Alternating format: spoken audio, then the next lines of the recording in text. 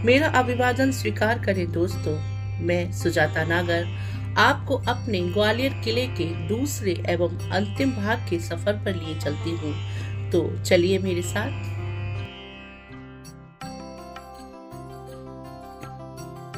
अपने इस दूसरे एवं अंतिम भाग में सबसे पहले हम विक्रम महल देखेंगे। विक्रम महल का निर्माण राजा मान सिंह के पुत्र एवं उत्तराधिकारी विक्रमादित्य तोमर ने 1516 से 1523 के बीच कराया था। स्थापत्य की दृष्टि से यह शाही इमारत है।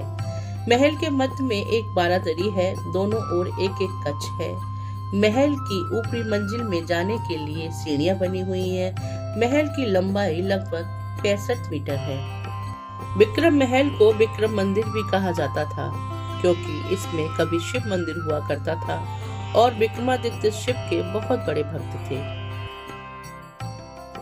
मंदिर के सामने एक बड़ा सा कुंड दिखाई देगा, जिसमें हवन किया जाता था।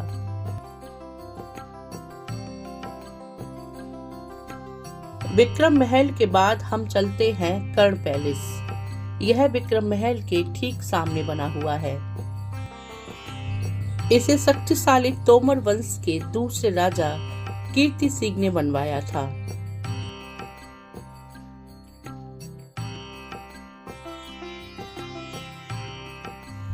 यह मध्ययुगीन इमारत अपने विशाल आकार के लिए जानी जाती है। राजा कीर्ति सिंह को कर्ण सिंह के नाम से भी जाना जाता था, इसलिए महल का नाम कर्ण महल पड़ा।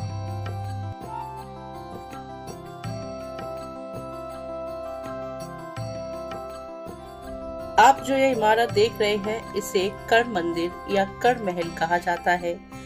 11 से 12वीं सदी के आसपास महलों को मंदिरों के नाम से ही पुकारा जाता था।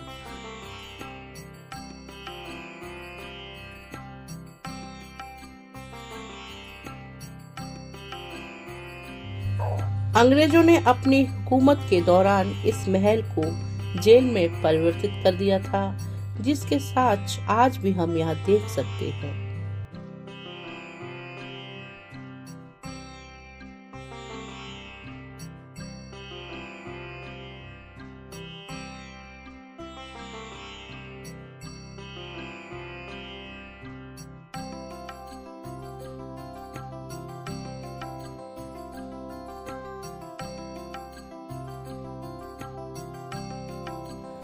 आइए अब चबूतरे के सामने बने इस महल के अंदर चलते हैं।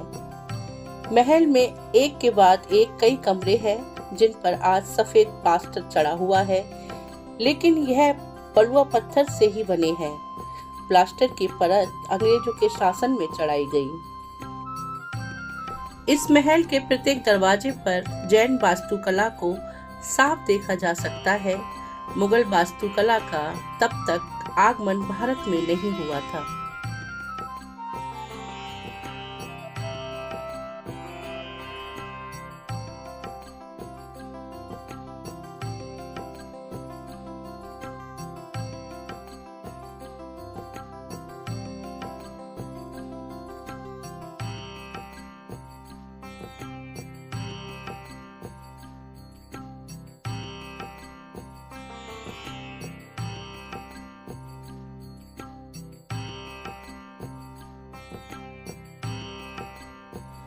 इस महल की दूसरी मंजिल पर जाने के लिए सीढ़ियां बनी हुई हैं। इस दूसरी मंजिल पर भी कई कमरे बने हुए हैं।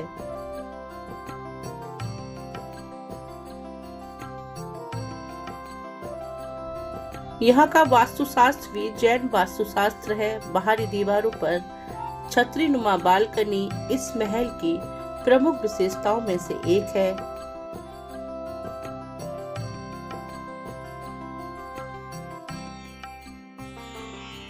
यहाँ के कुछ कक्षों को महिलाओं के लिए यानी कि रानियों के लिए बनवाया गया है। यह कक्षों को देखकर सहज ही अनुमान लगाया जा सकता है। इस छत पर बनी हुई यह सुंदर कलाकृतियां अपने समय की सबसे उत्कृष्ट कृतियों में से एक है। कोनों में जैन वास्तुशास्त्र के खंभे इस महल की प्रमुख विशेषताओं में से एक है।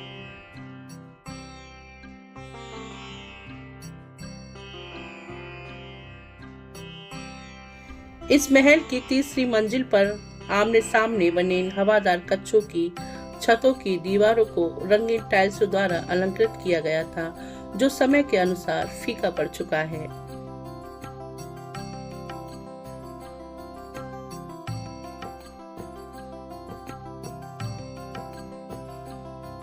यह सीढ़ी इस महल की सबसे ऊपरी छत पर जाने के लिए है।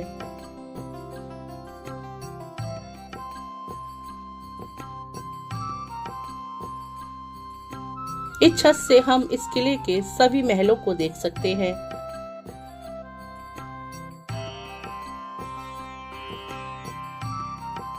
यह छत इतनी ऊंची है कि पूरे शहर को हम यहीं से देख सकते हैं।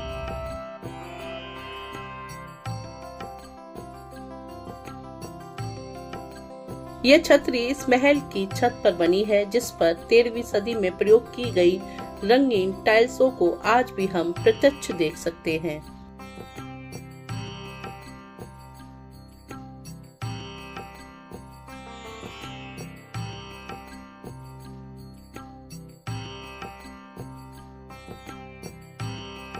कर्ण पैलेस की सरल संरचना है। जालीदार पर्दे एवं मूर्तियां केक पर चेरी की तरह है। कर्ण पैलेस मान मंदिर से भी पुराना है।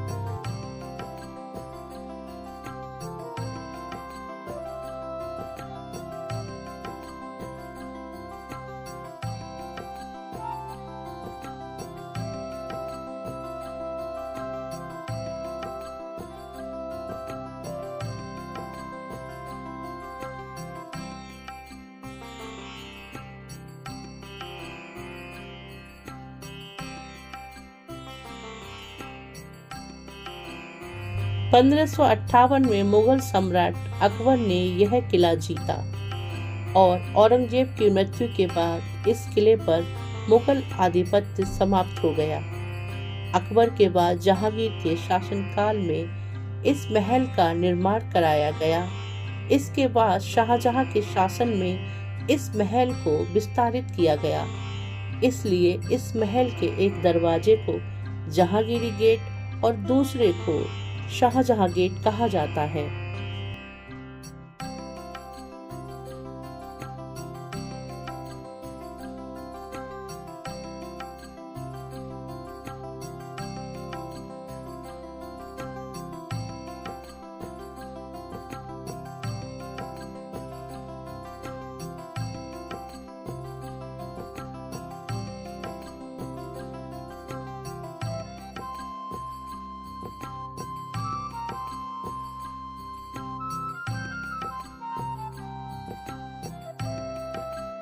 कर्ण महल से बाहर और इसके थोड़ा आगे आने पर सामने एक 3 मंजिला इमारत दिखाई देती है, जिसे भीम सिंह राणा की समाधि या छतरी कहा जाता है। गुम्बद से घिरा यह 3 मंजिला स्मारक देखने लायक है।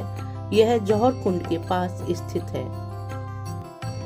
छतरी का निर्माण गोहद के राजा भीम सिंह राणा की याद में किया गया था, जिन्होंने 1717 से 1756 ईस्वी के बीच शासन किया था।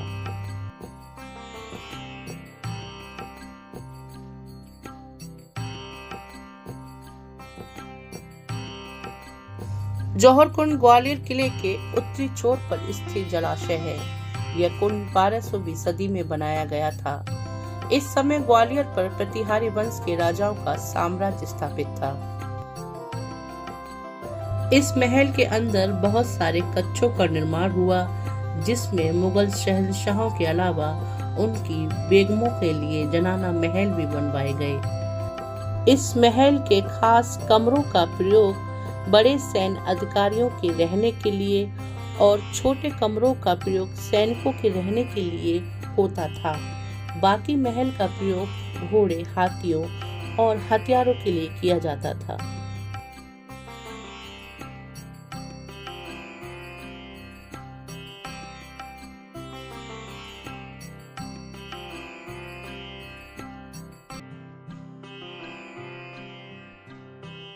इन कच्छों और महलों के अलावा यहाँ एक बावड़ी भी बनवाई गई। यह बावड़ी इस किले की सबसे बड़ी बावड़ी है और कहा जाता है कि इस विशाल बावड़ी में साल के 12 महीनों पानी रहता है।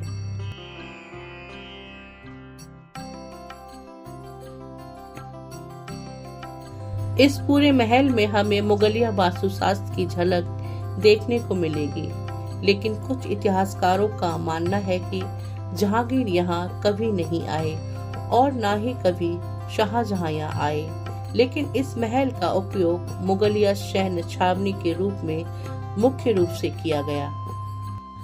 यहाँ ऐसे राजाओं को भी बंदी बनाकर रखा जाता था जिन्होंने मुगल शासन को स्वीकार करने से मना कर दिया था। इतिहासकारों का मानना है कि सिख धर्म के छठे गुरु हरगोबिंद साहिब को मुगल बादशाह जहांगीर ने इसी जगह कैद रखा था और उन्हीं के साथ 52 राजाओं को भी इसी जगह कैद में रखा गया। दोस्तों, अगर आपको मेरा यह वीडियो अच्छा लगा हो तो मेरे इस वीडियो को लाइक, शेयर और मेरे चैनल को सब्सक्राइब जरूर करें। आपका एक सब्सक्राइब मेरे चैनल को आगे बढ़ाने के लिए प्रेरणा का कार्य करेगा। मेरा यह वीडियो देखने के लिए आपका अनेकों बार धन्यवाद। नमस्कार।